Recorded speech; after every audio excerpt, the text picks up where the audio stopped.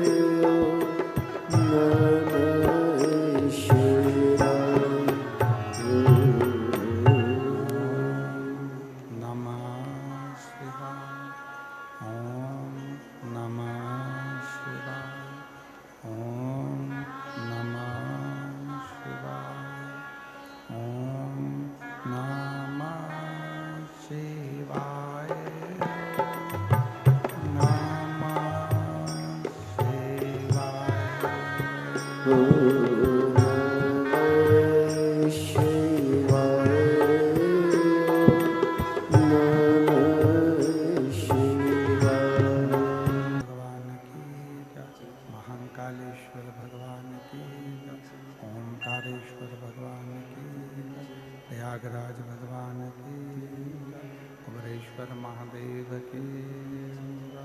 हर हर महादेव, हर हर महादेव, हर हर महादेव, हर। काशी विश्वनाथ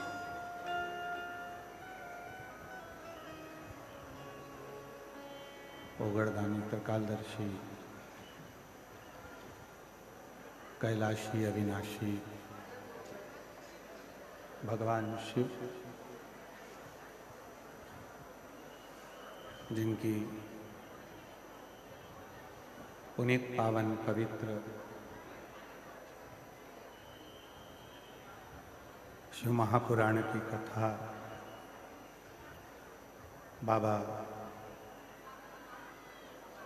देवादिदेव महादेव भगवान शिव की पवित्र पावन करुणा, उनकी उदारता से ये पवित्र पावन शिव महापुराण की कथा माघ मेला त्रिवेणी संगम प्रयागराज जी की पवित्र पावन भूमि पर चल रही है और क्रोधी को उसका परिवार नजर नहीं आता। कोई घमंडी है, उसके अंदर घमंड भरा हुआ है, उसके अंदर घमंड भरा पड़ा है, तो उसको ईश्वर नजर नहीं आएगा। वो घमंड उसके अंदर यदि भरा पड़ा हुआ है तो उसको ईश्वर दिखेगा ही नहीं। ऐसे कई लोग हैं जिनको रोज समझाना पड़ता है कि राम है, कृष्ण है, शिव है, पर कई घमंडी ऐसे पड़े हुए हैं, अपनी घमंड में इतना ज्यादा वो फूले हुए हैं कि वो राम और कृष्ण शिव को मानने को तैयार ही नहीं।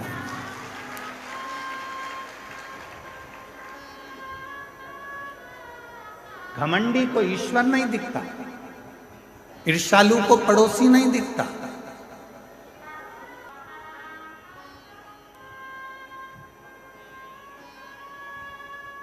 क्या करने आए हो प्रयाग की भूमि पर?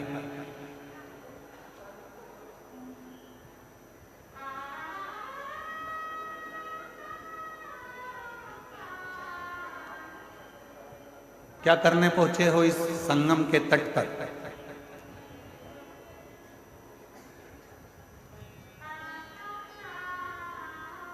संगम के तट पर अक्षय वट के पास में नाग वासुकी का मंदिर है। आप लोग तो प्रयाग के हो, कौन कौन गया है? जरा हाथ उठाओ, जरा रखिए। प्रणाम आपको। जैसे कि वैसे ही इंद्र ने नाग वासुकी से पूछा था, जो भगवान शंकर के गले में सर्प है वासुकी नाग, उससे पूछा था कि तुम त्रिवेणी के संगम पर क्यों आए? जो इंद्र ने पूछा था, जो गरुण ने पूछा था, जो वरुण ने पूछा था, जो देवताओं ने पूछा था, आज वो प्रश्न हम भी आपसे पूछते हैं कि तुम संगम के तट पर क्या करने के लिए?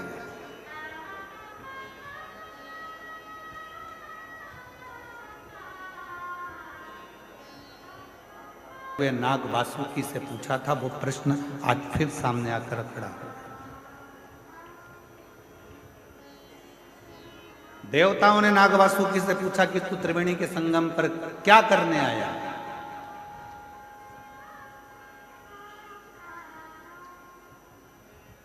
क्या करने के लिए आए? नाग वासुकी से बार बार प्रश्न करा गया, क्यों आयो?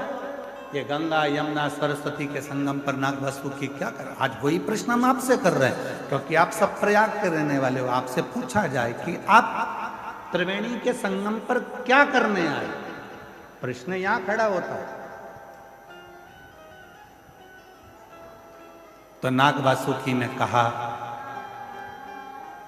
मंथन के समय पर मेरा शरीर पूरा की पूरा कष्टप्रद हो गया है, शरीर में से रक्त निकल रहा है, मेरे शरीर की एक एक नस नस टूट चुकी है, क्योंकि मैंने जब मंथन मुझे पकड़ कर करा गया तो पर्वत के घर्षण से मेरा शरीर पूरा टूट चुका है। मैं बहुत कष्ट में हूं, बहुत तकलीफ में हूं। तो क्या करने आए हो? बस उस कष्ट को मिटाने के लिए और भगवान से उनकी कृपा पाने के लिए मैं त्रिवेणी के तट पर आकर विराजमान। अब कोई तुमसे पूछे, क्यों रे भाई, ए प्रयाग वालों, त्रिवेणी के तट पर तुम क्या करने के लिए आए हो? तो तुम्हें नाग वासुकी के वो शब्द याद रखना है कि नाग वासुकी ने कहा कि मेरा शरीर हर जगह से टूट चुका है, बहुत कष्ट में हूँ, और मेरे कष्ट को मिटाने के लिए और भगवान की अविरल भक्ति को प्राप्त करने के लिए मैं यहाँ आया हूँ। वही शब्द तुम्हारे होना चाहिए। त्रिवेणी के तट पर क्यों आए? जब हम राम नाम जपेंगे, कृष्ण नाम जपेंगे, शिव नाम जपेंगे, भगवान की भक्ति करेंगे, भजन करेंगे, मंत्र जाप करेंगे, नाम जाप करेंगे, इस प्रयागराज की भूमि पर त्रिवेणी के संगम पर बैठकर हम कल्पवास करेंगे, भगवान की अविरल भक्ति प्राप्त करेंगे, तो हमारे जितने दुख हैं वो तो कटेंगे ही, साथ में भगवान शंकर की और राम की, कृष्ण की अविरल भक्ति भी हमको प्राप्त।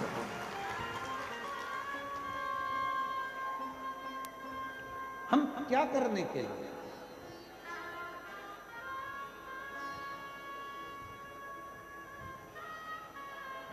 भोजन तो आप कुछ ना कुछ बनाकर लाई हैं, जैसे ही अंदर देरी होती है निपटा जाती है।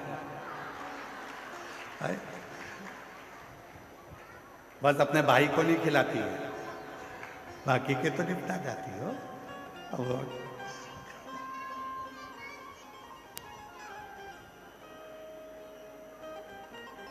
आप भोजन करने, मतलब ये पक्का हो गया कि आप भोजन करने के लिए नहीं है, अपने साथ है। फिर किसी ने पूछा, क्या तंबू में रहने के लिए, टेंट में रहने के लिए नीचे बिछा हुआ कालीन चाहिए? तो आप वो हो, मेरी जीजियां, मेरे जीजा ऐसे हैं कि इनको कालीन की भी जरूरत नहीं है, उस पे भी चढ़ के लोग बैठे हैं। फिर पूछा कि कोई अच्छी जगह मिल जाएगी? तो मतलब तुम जानती हो कि शंकर को पाने के लिए जगह नहीं देखी जाती, क्योंकि शिव शमशान में भी निवास करता है और शिव हर कण कण में निवास करता है, तो स्थान की मूलता है। कोई तुमसे कह दे, कोई तुमसे में मिलेंगे, तो नहीं, ऐसी कोई बात नहीं है। तुम्हारे घर में रहो, घर में रहकर रोज श्री शिवाय नमस्तुभ्यम का जब जप करना प्रारंभ करोगे तो तुम्हें मंदिर क्या, मेरा भोलेनाथ तुम्हारे घर में आकर तुम्हें दर्शन देना प्रारंभ।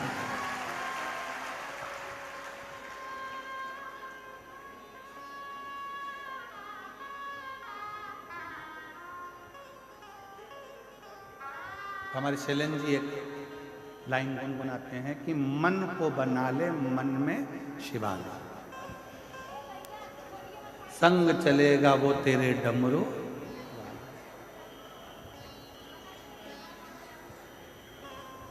मन को शिवालय बना, और जिस दिन तुम्हारा मन शिवालय बन गया उस दिन तुम्हें शंकर को ढूंढने जाने की जरूरत नहीं, मत जाओ।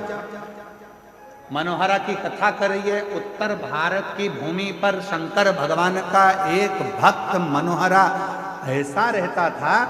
शिव महापुराण की कथा कहती है कि वो मनोहरा सुतार का काम करता था, लकड़ी का काम करता था।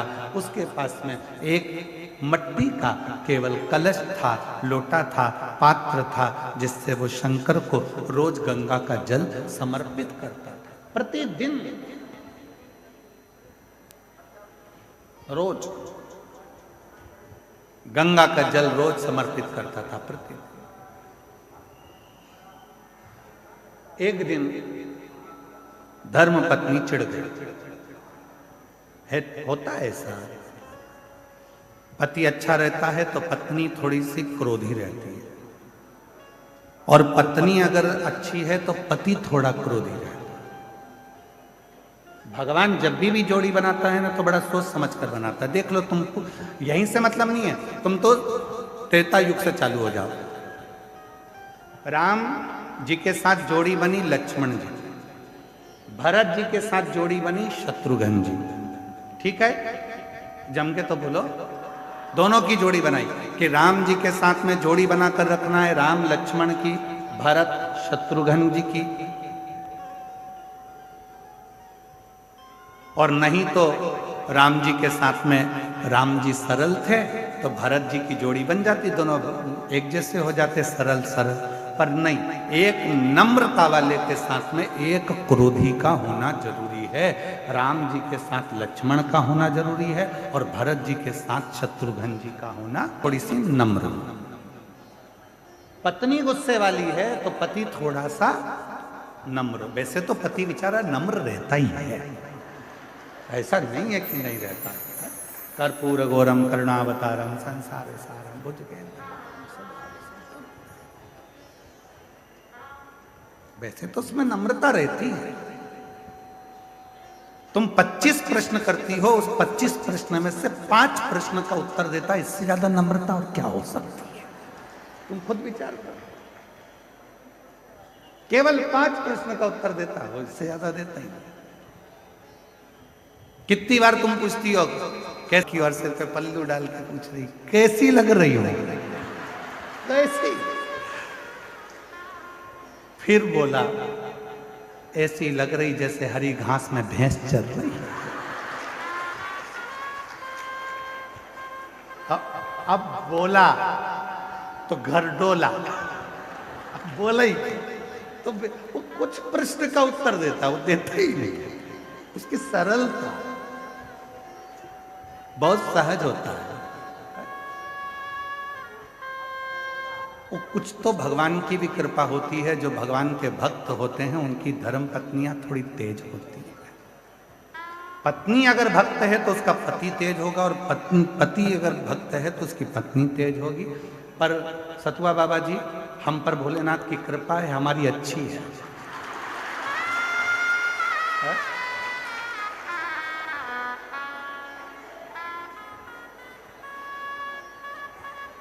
अगर वो थोड़ी गड़बड़ होती तो हम तुम्हारे आश्रम में नहीं आ पाते, पक्का है। तो ऐसा होता है।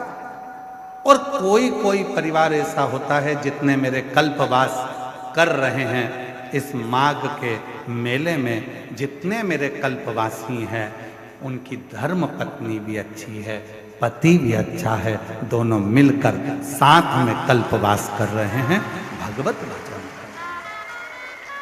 कई बहुत बाबा की कृपा से, कहीं शिव जी की बड़ी करुणा है, जो ऐसे पति पत्नी हैं कि दोनों हर साल कल्पवास करने के लिए 1 महीना दोनों रहकर अपने झोपड़े में, अपने टेंट में, पंडाल में भगवत भजन कर कर भगवान की अविरल भक्ति को प्राप्त कर। अविरल तो मनोहरा की जो पत्नी थी, मनोहरा की जो पत्नी थी,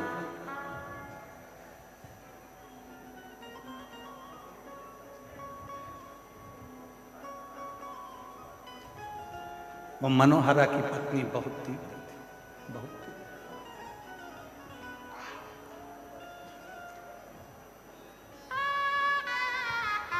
बहुत उठाया उसने। अब की बार पानी का जो घड़ा था, जिस घड़े में वो गंगा जल लेकर शिव जी के मंदिर जाता था, शंकर जी को जल चढ़ाता था, उस घड़े को मनोहरा की पत्नी ने आज तोड़ दिया। मनोहरा रोता हुआ शिव के मंदिर पहुंचा। शिव के मंदिर, शंकर भगवान के मंदिर में पहुंचकर हाथ जोड़कर कहने लगा कि आज मेरे पास में ना लोटा है, कलश है और ना गंगा का जल है, कुछ नहीं। और इतनी मेरी सामर्थ्यता नहीं है कि मेरे पास में अलग से मैं कलश को खरीद। रोते रोते रोते रोते आखिरी में वो शंकर के शिवलिंग से चिपक गए। आंख के आंसू शिवलिंग पर पड़ रहे थे। मनोहरा रो रहा था। जाने लगा रोते रोते शंकर भगवान उस शिवलिंग में से प्रकट होकर मनोहरा का हाथ पकड़कर खींच लिए। हाथ पकड़कर खींचा मनोहरा का, और बाबा भोलेनाथ से मनोहरा ने कहा कि रोज गंगा का जल लेकर आया, पर इतने सालों में कभी तू प्रसन्न नहीं हुआ, प्रकट नहीं हुआ, आज कैसे? उस मनोहरा सुतार के पास में ना विधि थी, उस मनोहरा सुतार के पास में ना भाषा थी, उस मनोहरा सुतार के पास में ना कोई नियम था। उस मनोहरा सुतार के पास में तो केवल एक लोटा जल, इसके सिवाय कुछ भी नहीं। नानी भाई का मायरा सुना है आप लोगों ने? जम के तो बोलो। जी मदन मेहता जी की धर्म पत्नी थी दुरत गोरी। दुरत गोरी इतनी तेज थी कि अपने देवर को, नरसिंह मेहता को, और नरसिंह मेहता की धर्म पत्नी माणिक गोरी दोनों को गालियां देती थी, अपशब्द करती थी, ताने देती थी, आड़ा टेढ़ा करती थी, अपशब्द करती थी। पर भाई मदन मेहता जी अपने भाई से बड़ा प्रेम करते थे, नरसिंह मेहता जी से बहुत स्नेह।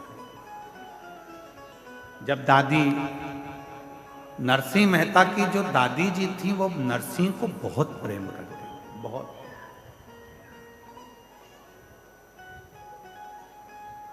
तो माणिक गोरी दादी को स्नेह करती थी, प्रणाम करती थी, पर दुरत गोरी कभी दादी को प्रणाम नहीं करती।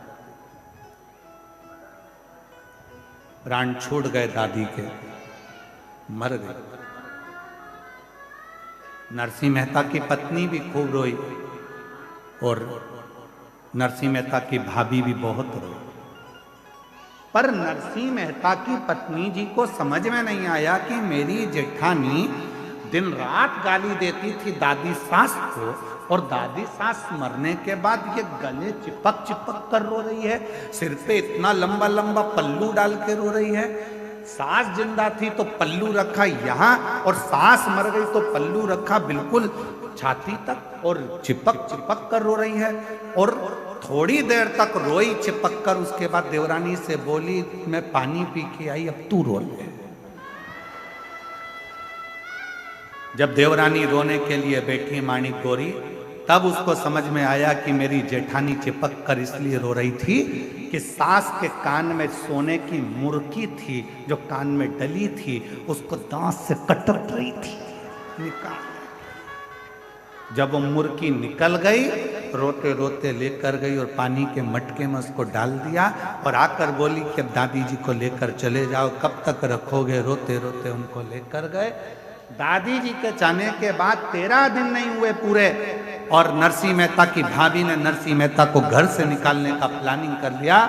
जब प्लान बनाया उसको निकालने का, तब बड़े भाई को लगा कि मेरा बेटा, मेरा भाई आखिर जाएगा कहाँ, कहाँ जाएगा। तो फिर बड़े भाई ने विचार करा कि दुनिया में एक ऐसा दुख दर्द मिटाए दरबार में भोले बाबा, दुख दर्द मिटाए दुनिया के सताए लोग यहाँ, दुनिया के सताए लोग सीने से लगाए। भाई शिव जी के मंदिर तक चले गया तो निश्चित है जो मेरा भाई चाहता है उसको वो सब कुछ मिल जाएगा। जरा स्मरण करिएगा, नरसिंह मेहता का मायरा कब बचा, कब स्मरण हुआ। हजारों सालों का स्मरण कर कर देखिए कि वो नरसिंह मेहता के लिए बड़े भाई ने विचार कर लिया था, यदि ये शंकर के मंदिर तक पहुंच गया तो इसको शिव जी संभाल लेंगे और हम कोई दूसरा नहीं संभाल सकता, संभालेगा वही।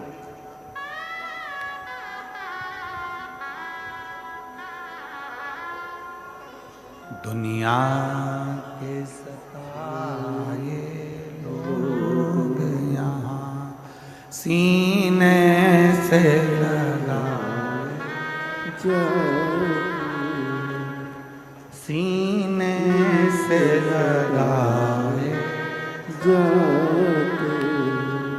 दरबार में डमरू वाले दुख दर्द मिटाए, दुख दर्द मिटाए। आप शिव जी के दरवाजे तक पहुँचो, शंकर जी की चौखट तक पहुँचो, शंकर जी के मंदिर में एक लोटा जल चढ़ाने के लिए पहुँचो। शिव तुम्हारे दुखों को काटना प्रारंभ कर दे, शिव तुम्हारे कष्टों को मिटाना प्रारंभ कर। जाना पड़ेगा, तेरे मंदिर में आना मेरा काम है और मेरी बिगड़ी बनाना तेरा। जाओ। नरसिंह मेहता जी शिव जी के मंदिर में पहुंच गए। रोते रोते पूरी रात नरसिंह मेहता जी ने निकाल दी। शंकर भगवान ने हाथ पकड़ा नरसिंह मेहता जी का और उनसे पूछा, तुझे क्या चाहिए? मैं जिस सांवरिया का भजन करता हूं, सांवरिया का दर्शन करा दो। भारत की भूमि क्या पूरे विश्व की धरा पर केवल एक नरसिंह मेहता ऐसे संत थे जो जीते जी गौलोक धाम जाकर भगवान कृष्ण और राधा जी का दर्शन करे थे। गौलोक धाम में जहां पर भगवान की रास लीला का दर्शन हो रहा था, नरसिंह जी को ले जाकर वहां खड़ा कर दिया। नरसिंह जी को ले जाकर खड़ा करा, रास चल रहा था। सांवरिया से भगवान कृष्ण का ध्यान गया नरसिंह जी की ओर। सांवरिया जी दौड़ कर गए नरसिंह जी के पास में। हमारे यहाँ तो लोग मर जाते हैं तब आते हैं, तू तो जीते जी आ गया रे, तुझे लेकर कौन आया? नरसिंह जी बोले, वो शंकर जी लाए थे। इतने में सांवरिया सेठ ने बोला, अगर शंकर जी लेकर आए हैं फिर तो तू कहीं पर भी पहुंच सकता है, तेरा दुखड़ा कोई पर भी जाकर कहे वैकुंठ लोक में।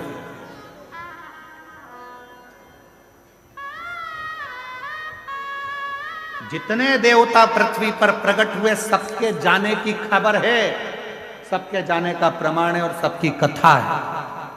पर केवल एक देव ब्रह्मा ब्रह्मलोक में, भगवान विष्णु वैकुंठ लोक में, केवल मृत्यु लोक में एक देव विराजमान है, जो देव आदिदेव महादेव विराजमान, जिसके जाने की कथा नहीं है कि शंकर जी कहीं चले गए, शिव जी कहीं पहुंच गए। शंकर के तो यहीं कैलाश पर काशी में, सोमनाथ में, मल्लिकार्जुन में का मंदिर हो तो वहां जल चढ़ाने जाना। हमने हमेशा आपसे कहा कि आपके घर के पास में जो शंकर जी का मंदिर है वहां एक लोटा जल चढ़ाना प्रारंभ करो। क्यों? शरीर में रोग आता है तो पहले पास के हॉस्पिटल में दिखाया जाता है, पास के हॉस्पिटल में काम नहीं चलता फिर बड़े हॉस्पिटल में जाया जाता है, बड़े हॉस्पिटल में काम नहीं चलता फिर जाकर अपन लखनऊ में जाकर दिखाते हैं, लखनऊ में काम नहीं चले फिर जाकर अपन मुंबई पहुंच जाते हैं, मुंबई में काम ना चले तो फिर विदेश लेकर जाते हैं। अर्थात पहले अपने पास में इलाज करवाइए, दूर इलाज के लिए बाद में जाइए। पर दुनिया के लोग पहले दिन से विचार कर लेते हैं अब की बार मुझे केदारनाथ जाना है, अब की बार मुझे अमरनाथ जाना है, अब की बार मुझे कैलाश पर्वत का दर्शन करने, परिक्रमा करने जाना है। हमारा निवेदन है जो लड़के, जो लड़कियां, जो बेटे, जो बेटियां, जो नवयुवक बेटा बेटी कहते हैं मैं अमरनाथ जाऊंगा, अमरनाथ जाऊंगा, अमरनाथ जाऊंगा, पहले उनकी माँ से, माँ को पूछना चाहिए अपने बेटे से, अपनी बेटी से। तो पास के मंदिर जाता है, पहले पास के मंदिर जा, और जब पड़ोस के मंदिर में तेरा दिल लग जाए शंकर को एक लोटा जल चढ़ाने में, तब समझना कि अमरनाथ बाबा का दर्शन करने जाएगा तो वो तुझे गले से लगा लेगा, वो तुझे अपने हृदय से लगा लेगा। मालूम पड़ा हमारे यहाँ जो बड़े बड़े डॉक्टर, काशी की फाइल दिखाई, फिर हम मथुरा गए थे, मथुरा की फाइल दिखाई। उसी तरह जब तुम अमरनाथ, केदारनाथ, कहीं उच्च बहुत ऊपर जाकर अगर भगवान का दर्शन करोगे तो वो भगवान भी कहेगा ला जरा फाइल दिखा, कहाँ कहाँ होकर आया है, कहाँ के शिवलिंग पर जल चढ़ाया है, मैं भी तो जानू, तू मेरे करीब में आया, आ मेरे पास नजदीक आ। वो बुझाएगा, वो स्वीकार करेगा। टूट गए जैसे उस को दिल से, विश्वास से, भक्ति से रिझाने का प्रयास करोगे तो शिव रीझ जाएगा, भगवान शंकर रीझ।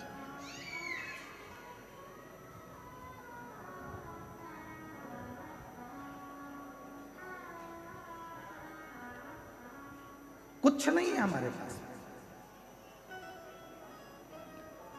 क्या है तुम्हारा?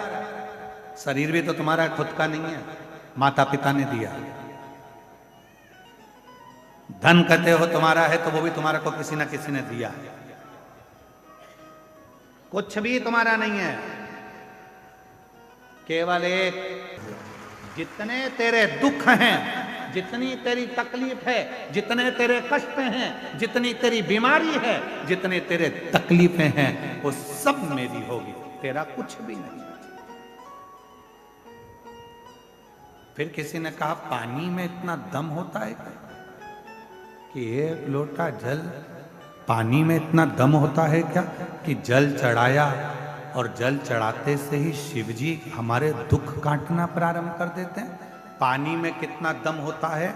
संदेह, कन्या दान करते समय तुम्हारे हाथ में कुछ भी ना हो, सोने की रकम, चांदी की रकम कुछ भी ना हो चलेगा, पर तुम्हारे हाथ में जल का होना, जब वो जल डाला जाता है तब कन्यादान माना जाता है, जल का होना जरूरी है। उसी तरह जब पिंड किया जाता है, तर्पण किया जाता है, तिलांजलि दी जाती है, उसमें जल का होना जरूरी है। उसी तरह जैसे पितरों को रिझाने के लिए जल, प्रकृति को रिझाने के लिए जल, उसी तरह शिव महापुराण की कथा कहती, अपने दुख को मिटाने के लिए भी एक लोटा जल का होना बहुत जरूरी। एक लोटे जल का होना, को जल चढ़ाने वाला एक दिन सेठ जरूर बने। वो सेठ बना कर रखता है, बस वो तुम नियम से एक लोटा, एक पत्र है, अच्छा है, देखिए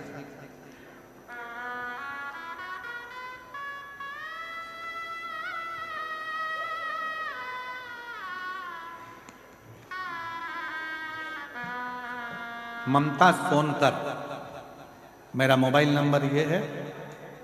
कहीं बैठी हो ममता सोनकर तो हाथ हिला सकती हैं। ममता सोनकर अगर कहीं बैठी हो तो हाथ हिला सकती हैं। और अगर बेटी हो तो वह आ सकती हैं एक बेलपत्र लेने के लिए।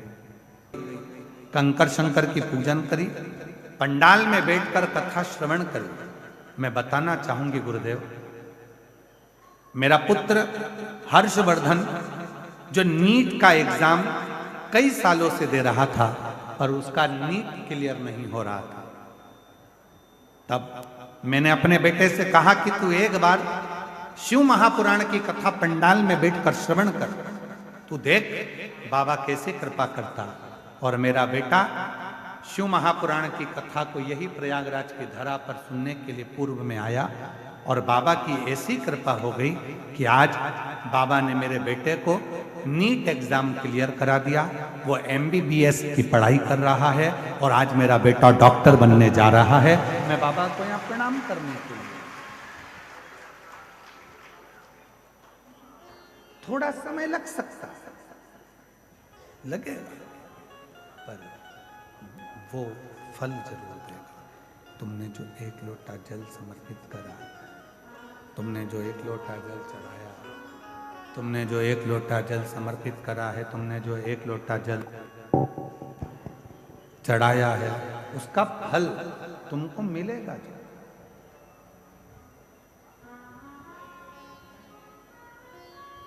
आपको लगता है कि आप लोग कथा सुनने के लिए, हमको नहीं लगता। हमको तो लगता है कि हमारा भोले बाबा तुम्हारी झोली में जरूर कुछ देने वाला होगा, इसलिए तुमको कथा के पंडाल में लाकर बिठाता ही नहीं, बुलाता ही नहीं। जिसको नहीं बुलाना होता है मेरे भोले बाबा को, तो इस पुल से उस पुल, उस पुल से उस पुल, उस पुल से उस पुल घुमाता रहता है और 4 बजे कथा पूरी हो जाती है, तब वो आकर बैठता। क्यों? कथा थी, हो गई, हो गई। महाराज जी, बाबा जी, आज कोई कह रहे थे, कोई पुलिस वाले भैया कहने लगे पूरा मेला विराम की ओर जा रहा है, पर प्रशासन को समझ में नहीं आ रहा है कि मेला वापस भरा कैसे गया, ये वापस कैसे भराने लगा। हाँ, ले आओ इसको, ले आओ, आ जाओ। अन्नू साहब नवादा से हूँ, मेरा मोबाइल नंबर ये है गुरुदेव। मेरा कथा में आने का केवल इतना सा, मैं एक बार बाबा की कथा सुनी थी टीवी पर। मैंने सुना था कि सारे दुख मिटा देता है पंडाल में आने पर। गुरुदेव, मेरे बेटे के शरीर पर सफेद रोग की बीमारी हो गई थी, पूरा शरीर उसका सफेद खाल हो गया था। इतनी दुखी हो गई थी कि सारे डॉक्टरों का इलाज कराते कराते थक गई, तो भी वो सफेद रोग की बीमारी समाप्त नहीं हुई। तब इसको कथा के पंडाल में लेकर आई थी, यहाँ की मिट्टी इसके शरीर पर लगाकर प्रणाम कर कर गई थी और कहा था बाबा जिस दिन मेरा बेटा ठीक हो जाएगा वापिस लेकर आऊंगी। और आज मेरा बेटा पूरी तरह से ठीक हो गया, इसलिए मैं उसको यहाँ कथा के पंडाल में लेकर, मेरे बच्चे को मैं यहाँ लेकर पहुंची प्रणाम करने के लिए, नमन करने। और जो पर शिव ने कृपा कर दी, उसको ना विधि आती थी, ना विधान आता था, न मंत्र आता था, ना तंत्र आता था, ना साधना आती थी, ना जप आता था। उसको तो केवल एक काम, मुंह में पानी भरा, पत्तियों को तोड़ा, शिव को चढ़ाया, जल समर्पित प्राप्त हो गया। कुछ नहीं आता और सत्य बोलने में कुछ नहीं जाता। बोलो सही है कि गलत है? सत्य बोल। एक छोटा सा बच्चा भी अगर सत्य बोलता है ना तो लोग उसे दबाने का प्रयास करते हैं। एक अर्थी निकल कर गई, थोड़ी दिन बाद बच्चे को याद आ गया दिवाली का दिन था और दीपावली के दिन छोटा सा बच्चा चिल्लाने लगा राम नाम सत्य है, राम नाम सत्य है। मम्मी ने मोगरी से धो दिया, घूम मारा, पागल हो गया, मूर्ख है, क्या बोल रहा है ये? राम नाम सत्य है, राम नाम सत्य है। तो बच्चे को सिखा दो राम नाम सत्य, सिखाओ। सत्य है और वो सत्य रहेगा, उसे कोई छुपा नहीं सकता। शिव सत्य है,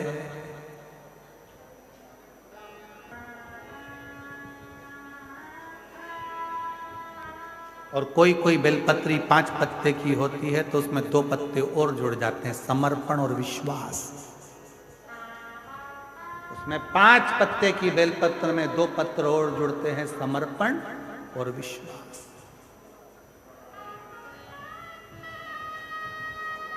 फिर 2 पत्ते जुड़े तो 7 पत्ते की बेलपत्र में साधना और तप। उस बेलपत्र के 2 पत्ते और हैं। ऐसे बेलपत्र के जब पत्र बढ़ते हैं तो शिव भी सोचते हैं कि यह साधारण पत्र नहीं है, ये तप, साधना, विश्वास, सत्य, ये सब जब सम्मिलित होता है तब कोई शिव की भक्ति को प्राप्त कर पाता है। शिव की भक्ति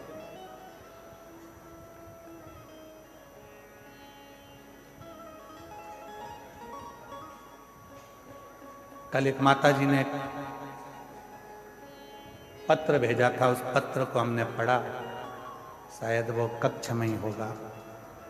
उस पत्र में उन्होंने लिखा था कि गुरुजी, आप प्रयागराज के मेले में आते हो और प्रयागराज के मेले में आते हो तो सब बाबा मिलते हैं, तुम क्यों नहीं मिलते?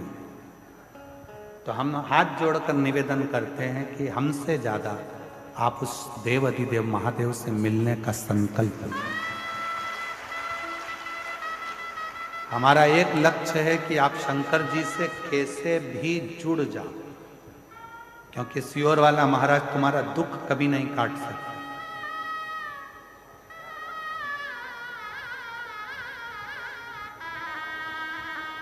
सियोर वाला महाराज कभी तुम्हारा दुख नहीं काट सकता। दुख काटेगा तुम्हारा देव अधिदेव महादेव, दुख काटेगा तुम्हारा विश्वास, दुख काटेगा तुम्हारा शिव, और दुख काटेगा तुम्हारा किया गया कर्म। कोई सियोर वाला बाबा तुम्हारा दुख नहीं काट सकता। तो हमसे मिलने से ज्यादा तुम्हारे अंदर उस परमात्मा से मिलने की ललकता होना चाहिए। ज्ञानवानों अपनी जगह पर, आप बहुत बड़े पथ पर बैठे हो अपनी जगह पर जिस दिन तुम्हारे भीतर इन सभी चीजों का अहंकार आ जाएगा, तब समझ लेना कि मेरा भगवान तुमसे दूर हो गया, फिर मेरा परमात्मा तुम्हारे पास में नहीं, मेरा परमात्मा दूर है।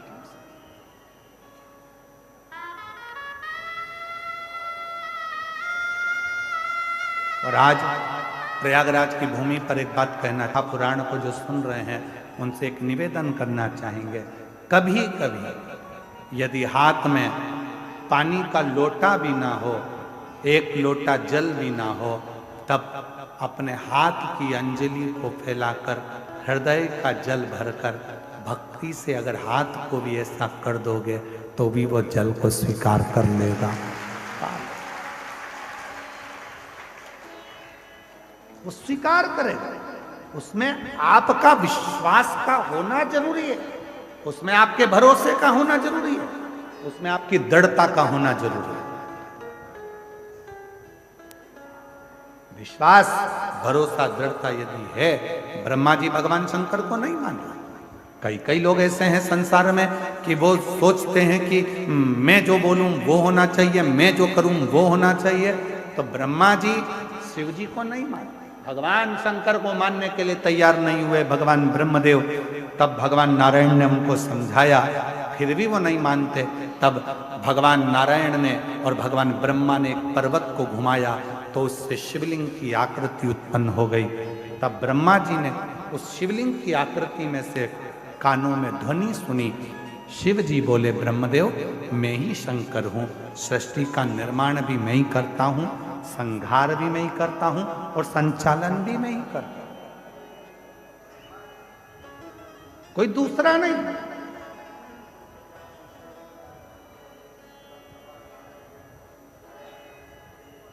कई लोग कहते हैं घर में चला रहा हूं, झूठ मत बोल।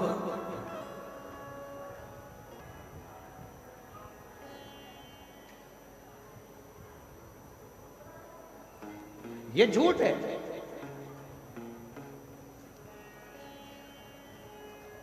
ये सब झूठ है। नहीं, प्रभु आपकी कृपा से सब काम हो, भोले आपकी कृपा से सब काम हो, करते हो भोले बाबा मेरा नाम हो रहा है, करते हो भोले बाबा मेरा नाम हो रहा है, भोले आपकी कृपा से सब काम। आप और हम कुछ नहीं कर सकते, करने और कराने वाला तो मेरा देव अधिदेव महादेव है, जो करा रहा है, कर रहा है, चला रहा है और आपको चल रहे हैं, ये उसके ऊपर। ये आप और हमारा बस की बात नहीं। कोई कहे कि अगर मैं ना करूं तो कुछ भी ना हो, तो हमारा निवेदन है 2-4 घंटे के लिए मर के देख ले, चलेगा कि नहीं चलेगा। कोई मरता है, प्राण छूटते हैं, आप लोग उसके घर पे बैठने जाते हो कि नहीं जाते? जम के तो बोलो, जाते। क्यों जाते हो? कि उसके घर पर जाएंगे, थोड़ी देर बैठकर राम नाम, कृष्ण नाम, शिव नाम गाएंगे तो जो जीवात्मा गई है उसको मुक्ति मिले, उसको मोक्ष मिले। कितने लोग हैं जो मरने वाले के घर पर बैठकर भगवान का भजन करते हैं? कोई ना करता। पक्के झूठे ले हो, कोई नहीं करता। माया मला जी जी सुबेरे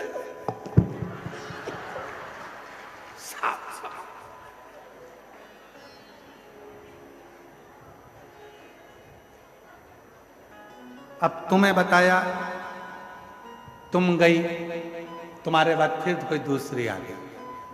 क्या हो गया था? मक्का की 2 रोटी खाई, 2 कड़ी की कटोरी निपटाई, रात बीडी बनवा लेती, प्लेयर पास में रख लेती। जैसे बेंजो वाले भैया ने डब्बा रखा है बाजू में आवाज आने के लिए, ऐसे एक डब्बा रख के प्ले कर देती, वो सीडी में भरकर कि ऐसे मरा था, सुन ले।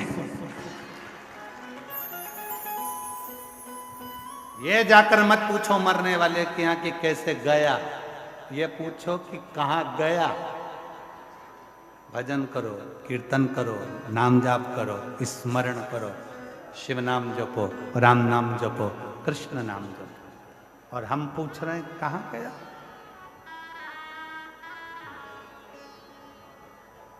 यही गलती है हमारी। हम मंदिर में जाकर क्या करते हैं? हम मंदिर में जाकर करते क्या?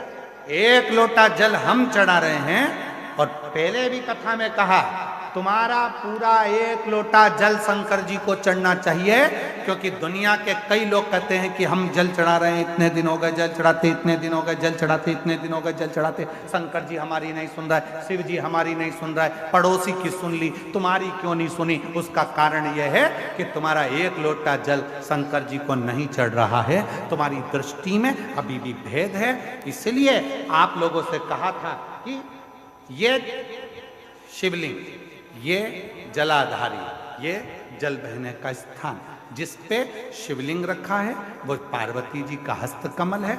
जहाँ से पानी बहता है वहाँ राइट में गणेश जी, लेफ्ट में कार्तिकेय जी, बीच में अशोक सुंदरी। शिवलिंग के ऊपर जो बूंद बूंद पानी टपक रहा है वह शंकर जी की 5 लड़के, शंकर जी को चढ़ा दिया, फिर पास में गणेश जी बैठे थे उनको चढ़ा दिया, पार्वती जी बैठी थी उनको चढ़ा दिया, नंदी बैठा था उनको चढ़ा दिया, फिर कार्तिकेय बैठे थे उनको चढ़ा दिया। अब सियोर वाला बाबा बोला कि 1 लोटा जल सारी समस्या का हल। ईमानदारी से बोलो, शंकर को पूरा 1 लोटा चढ़ाइए कब?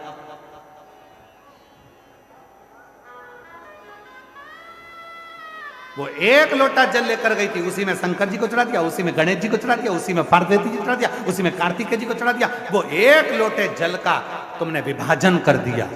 इसलिए शंकर जी भी कह रहे हैं कि तेरी दृष्टि में अभी भी तो होना पर हम शिव के वो 1 लोटे जल को समझ ही नहीं पाते।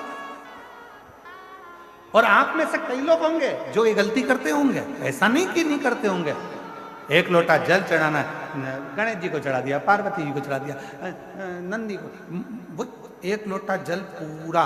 जब हमारे यहाँ शंकर जी के मंदिर में टूटा हुआ नारियल नहीं चढ़ता, शिव जी के मंदिर में टूटा हुआ चावल का दाना नहीं चढ़ता, शिव जी के मंदिर में टूटी हुई सामग्री नहीं चढ़ती,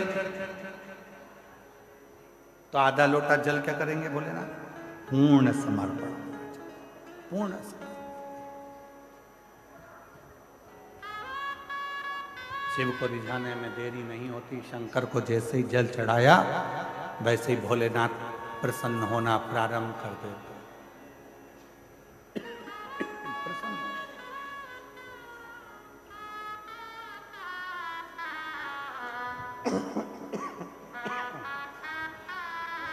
शिव करुणा के साथ, इसलिए शिव महापुराण की कथा में भगवान शंकर की पवित्र चरित्र में वर्णन होता है। शिव को रिझाने का तरीका बिल्कुल सहज है। शंकर विधि से ज्यादा भाव से प्रसन्न होते हैं, भाव से।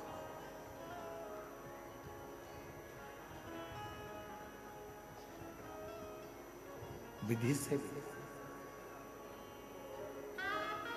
कितना सुंदर प्रसंग है।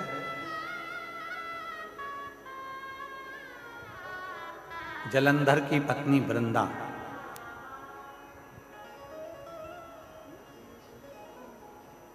जब मालूम पड़ा कि मेरा पति मर गया, मारने वाले शिव थे, सातित्व को भंग करने वाले नारायण थे। नारायण के सामने वृंदा जाकर खड़ी होकर कहती है, अरे नारायण भगवान, तुमने मेरा सातित्व डिगा दिया। जैसे शिव जी की पत्नी सती जलकर भस्म हुई थी, वैसे ही आज मैं भी भस्म हो जाती। राख का ढेर बन गई वृंदा, राख का ढेर।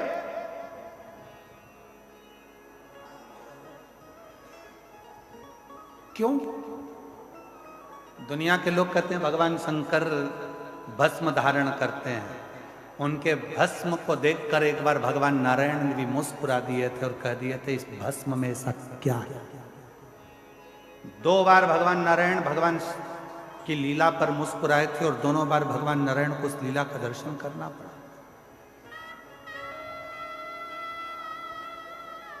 शिव के तन पर चढ़ी हुई भस्म, माता सती के शरीर की चढ़ी हुई भस्म देखकर भगवान नारायण सुदर्शन चलाने से पहले हंस दिए। भगवान, आपके तन पर भस्म। नारायण मुस्कुरा दिए। शिव जी मन में सोचे, नारायण, जिस दिन इस भस्म को चढ़ाओगे तब मालूम पड़ेगा कि भस्म में है क्या, इस भस्म में क्या है। उस दिन आपको मालूम पड़ेगा कि भस्म है क्या। ऐसा मौका नारायण भगवान के पास कभी नहीं आया कि भगवान नारायण भस्म चढ़ा रहे, पर एक मौका आया जब जलंधर की धर्म पत्नी वृंदा अपना सातित्व भंग होने के बाद अपने शरीर को जलाकर भस्म कर, तन पर भस्म चढ़ी है। लोग कहते हैं भगवान शंकर के तन पर भस्म थी। शिव महापुराण, स्कंद पुराण, कुर्म पुराण कहती है कि भगवान नारायण के तन पर भी भस्म थी।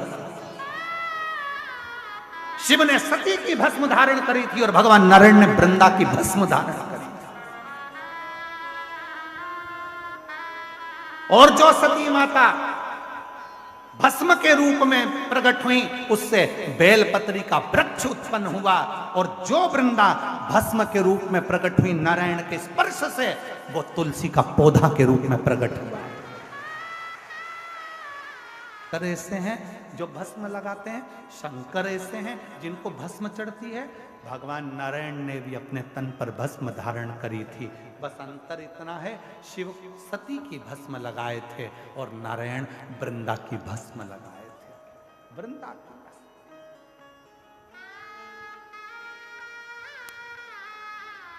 और जब वृंदा की भस्म तन पर चढ़ी, वृंदा की भस्म जब तन पर चढ़ी हुई थी, नारायण आंखों से अश्रु बहा रहे थे, नैनों से नीर बह रहा था, आंसू बह रहे थे। तब किसी ने सूचना करी भोलेनाथ के पास में, नाथ, विश्वनाथ, नाथ, सोमनाथ, नाथ, केदारनाथ, नाथ, अमरनाथ, नाथ, नाथ, नाथ कहते हुए जब शिव को पुकारा, शंकर भगवान के नेत्र खुले। क्या हुआ? अभी तो मैंने जलंधर को समाप्त किया और जलंधर को समाप्त कर कर मैं साधना में लीन हुआ और तुम मुझे पुकार रहे हो। क्या हुआ? नाथ, नाथ, वृंदा जलकर भस्म हुआ। भस्म? हाँ। शिव कहते हैं वो भस्म कहां है? कहा वो तो नारायण ने धारण कर ली। नारायण? भगवान कहते हैं उस स्वरूप का दर्शन मुझे करना है। उस स्वरूप का दर्शन मुझे करना है जिस स्वरूप में नारायण ने अपने तन पर भस्म चढ़ाई। दौड़े भगवान देव के लिए ये बात नहीं, जैसी करनी वैसी भरनी हमारे लिए भी निश्चित है। एक दिन मैंने भस्म धारण करी थी, आपके चेहरे पर मुस्कुराहट थी, आज आपने भस्म धारण करी। नाथ, मेरे तन से लगी हुई भस्म सती की बेल वृक्ष बन जाती है और तुम्हारे तन से लगी हुई भस्म नारायण और वृंदा की तुलसी का पौधा बन जाती है। ये जगत के पूजन, जगत के पूजन।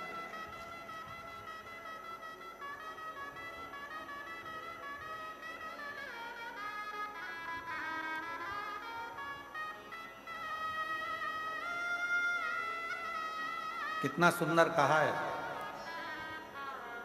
किसी व्यक्ति के शरीर में जब लीवर किडनी से जुड़ा हुआ जब रोग हो जाता है, किडनी काम करना बंद कर देती है, डायलिसिस चालू हो जाता है, लीवर काम करना बंद कर देता है, तब अलोनी गोबरी की भस्म, अलोनी गोबरी जानते हो, पहले भी कथा में बताया, गाय ने गोबर करा, देसी गाय ने जैसी गोबर करा, सूख गया, उसका कंडा हो गया।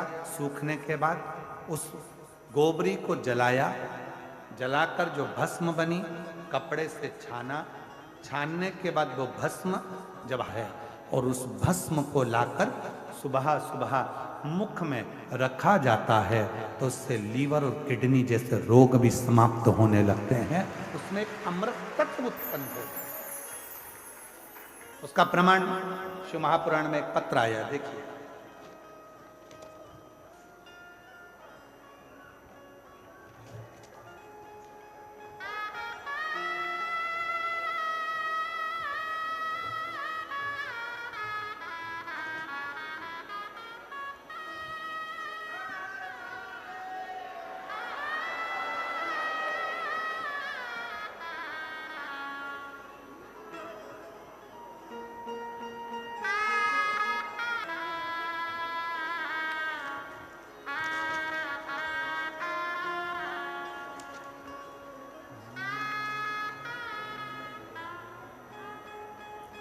फूलों में कलियों में, काशी की गलियों में, फूलों में कलियों में, काशी की गलियों में, तेरे बिना कुछ कहे ना,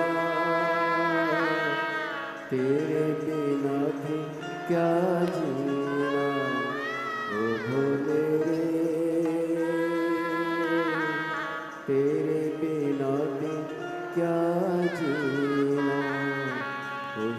गुरुजी, मेरा नाम सरिता तोमर है, मेरे पति का नाम महावीर सिंह तोमर है मैं उत्तराखंड के जसपुर की रहने वाली हूँ। कहीं बैठी हो हाथ हिला सकती हूँ, कहीं बैठी हो तो हाथ हिला सकती हूँ,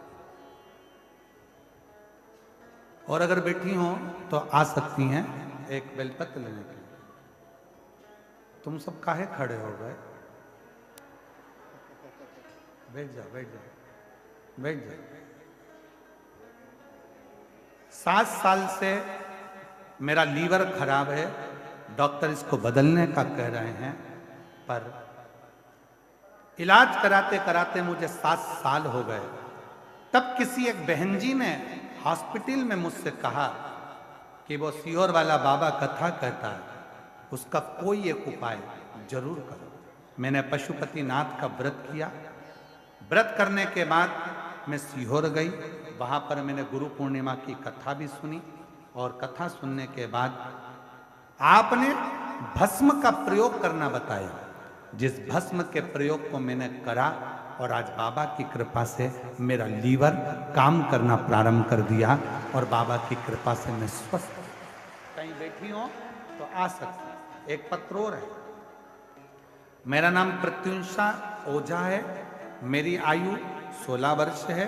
मेरे पिता का नाम रविंद्र ओझा है, मेरी माता का नाम रितु ओझा है। कहीं बैठी हो तो हाथ हिला सकती हैं। आप ही हैं, आ जाइए।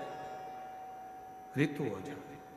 मैं नाका बाईपास अयोध्या की रहने वाली हूँ। नाका बाईपास अयोध्या की रहने वाली हूँ। आप अयोध्या से आई हैं, मैं आपके चरणों को प्रणाम करता हूँ। मेरे रामलला की भूमि से आप पहुँचे। अयोध्या की रहने वाली हूँ। मेरा मुझे गठाने हैं। 6 महीने तक दवा खाई, आराम न लगा। फिर वापिस 6 महीने दवा खाई। 1 साल तक दवा खाते खाते निकाल दिया, पर कोई आराम नहीं लगा।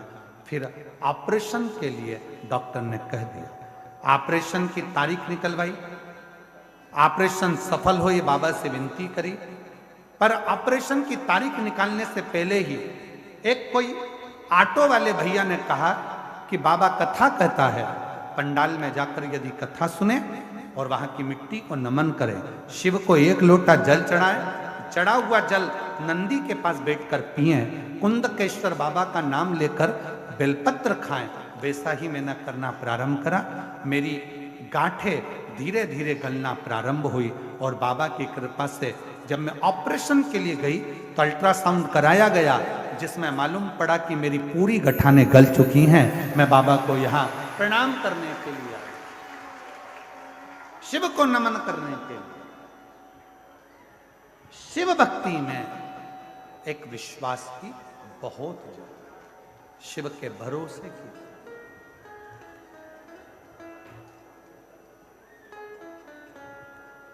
और मेरे भोले तेरा सहारा है, मेरे भोले बाबा मुझे तेरा सहारा है, मेरे भोले बाबा।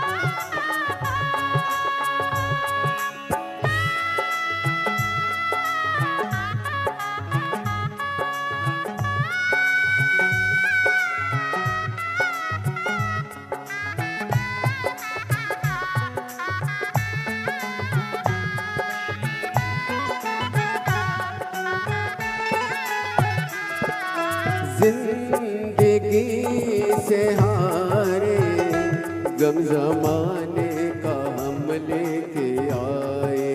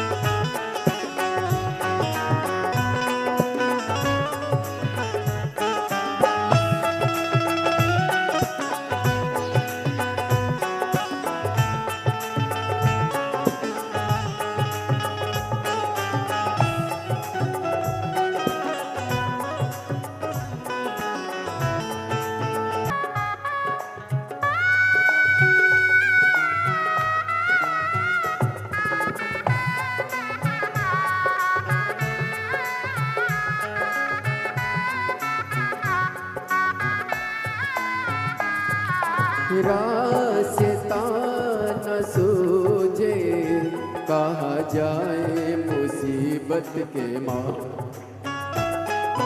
रास्ता न सूझे, कहाँ जाए मुसीबत के मारे। आसरा है तेरा, दूर कर दो ये संकट हमारे। आसरा है तेरा, दूर कर दो ये संकट हमारे। सुनते हैं तूने सभी, सुनते हैं तूने ही लाखों को उबारा है। मेरे भोले बाबा लाखों को उबारा है। मेरे भोले बाबा कब से खड़े हैं झोली पसार, क्यों न सुने तू मेरी पुकार। कब से खड़े हैं झोली पसार, क्यों न सुने मेरी पुकार। ओ कब से खड़ी हूँ झोली पसार, क्यों न सुने तू मेरी पुकार। कब से खड़े हैं झोली पसार, सुने तू मेरी पुकार। तेरा सहारा है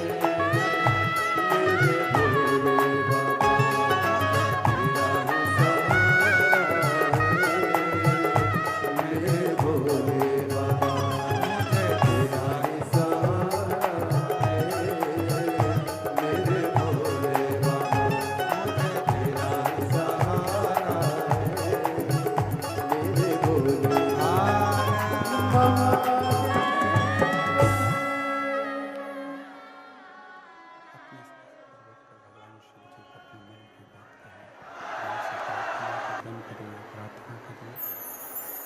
विनय करिए, शिव जी पर प्रेम का भाव करिए, प्रार्थना करिए। जहाँ जगह मिले वहाँ बैठ कर बाबा को प्रार्थना करिए।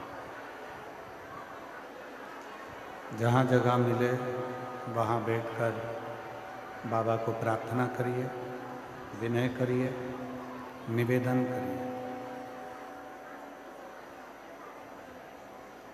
जहाँ भी जगह मिले वहाँ बैठिए और बाबा को अपने मन का भाव कहो, प्रार्थना करो। ये कथा फिर 11, 12, 13 फरवरी को 3 दिवसीय शिव महापुराण की कथा डबरा मध्य प्रदेश में रहेगी और 7 दिवसीय शिव महापुराण की कथा रुद्राक्ष महोत्सव में 14 से 20 फरवरी तक बाबा की पवित्र भूमि कुबरेश्वर धाम पर रुद्राक्ष महोत्सव रहे। जहाँ जगह मिले वहाँ बैठकर बाबा को अपने मन का भाव कहिएगा, दिल से प्रार्थना करिए, विनय करिए, साथ में बोलिए, बाबा को अपने मन का भाव कहिए।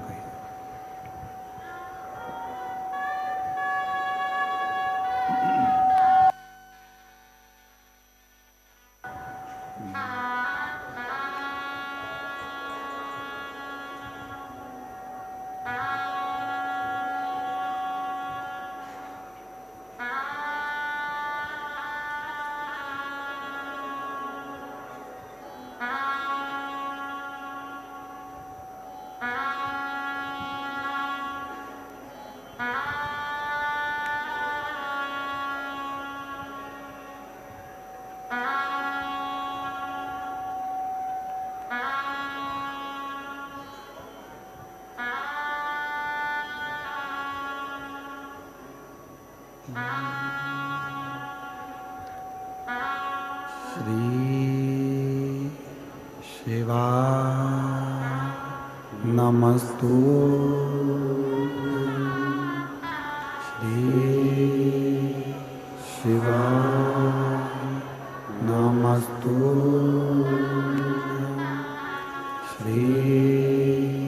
शिवाय नमस्तुभ्यं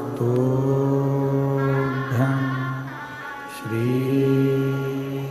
शिवाय नमस्तुभ्यं श्री शिवाय नमस्तुभ्यं भोला सब दुख का ओ भोला सब दुख का शिव शंकर जपूं तेरी माला भोले बाबा जपूं तेरी माला भोला सब दुख का ओ भोला सब दुख का वेश है मंगलकारी सब दुख का ओ भोला सब दुख का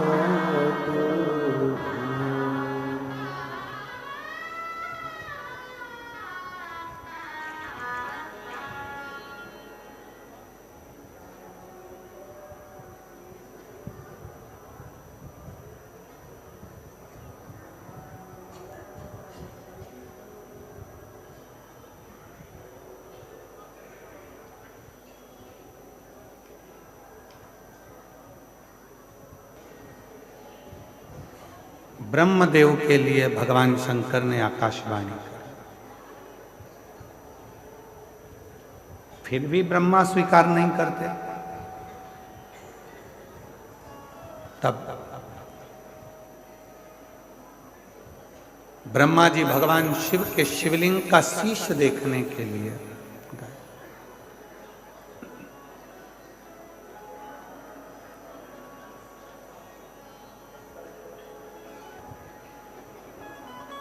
प्रथम आकर तुम सत्य बोले हो, इसलिए संसार सागर में जिसके यहाँ भी कोई शुभ कार्य होगा दुनिया के लोग आपकी पूजन करेंगे, सत्यनारायण के रूप में पूजे जाओगे, सत्यनारायण के रूप में आपका नाम रहेगा। तब से आज तक पृथ्वी पर जब भी कोई अच्छा कार्य होता है तो लोग सत्यनारायण भगवान का पूजन, आराधना, अर्चना, साधना करते हैं। सत्यनारायण भगवान की आराधना, साधना। बोले सत्यनारायण भगवान की। सत्यनारायण भगवान की आराधना, साधना सत्य से। फिर प्रसंग आया, ब्रह्मा जी केतकी के पुष्प को और गौ माता को लेकर आए। दोनों ने झूठ बोल दिया।